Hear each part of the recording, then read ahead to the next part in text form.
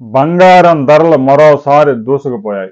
America అధ్యక్షుడిగా Trump ప్రమాణ స్వీకారం చేయగానే ఆంక్షలు మొదలుపెట్టాడు. స్టాక్ మార్కెట్లు కుప్పకూలిపోతూ ఉన్నాయి. ట్రంప్ అధికారం చేపట్టిన తర్వాత భారత స్టాక్ మార్కెట్లలో 16 లక్షల కోట్ల రూపాయల సంపద ఆవిరైపోయింది. దాదాపుగా సెన్సెక్స్ 1800 పాయింట్లు, నిఫ్టీ 400 పాయింట్లు కోల్పోయింది ట్రంప్ బాధ్యతలు చేపట్టిన తర్వాత.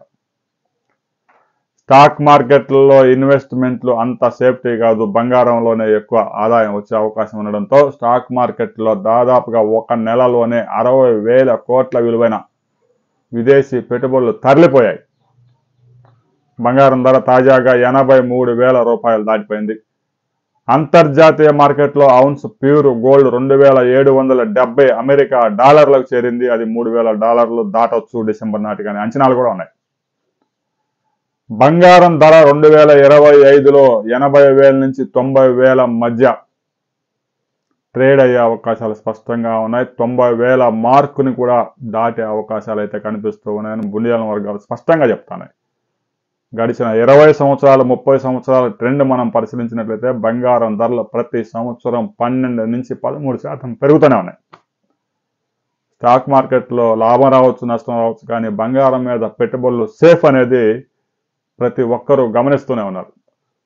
మరొక వైపు ట్రంప్ వచ్చిన తర్వాత అమెరికాలో ఆర్థిక వ్యవస్థ అయితే పుంజుకోవచ్చు, కానీ అనేక దేశాల మీద దీని ప్రభావం పడే అవకాశం ఉంది. అక్కడ వలసదారులందరినీ తరిమివేసే కార్యక్రమం చేస్తూ ఉన్నాడు. కాబట్టి రాబోయే రోజుల్లో భౌగోళికంగా మరింత ఉద్రిక్తతలు పెరిగే అవకాశమే కానీ తగ్గే అవకాశం లేదు.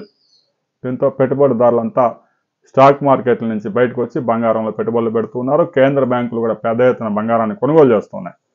భౌగోళికంగా ఎప్పుడైతే సమస్యలు వస్తాయని భావిస్తాయో అప్పుడే కేంద్ర బ్యాంకులు అంటే భారతదేశంలో ఆర్బీఐ, చైనాలో సెంట్రల్ బ్యాంక్ ఇలాంటి బ్యాంకులన్నీ పెద్ద ఎత్తున గోల్డ్ కొనుగోలు చేస్తున్నాయి.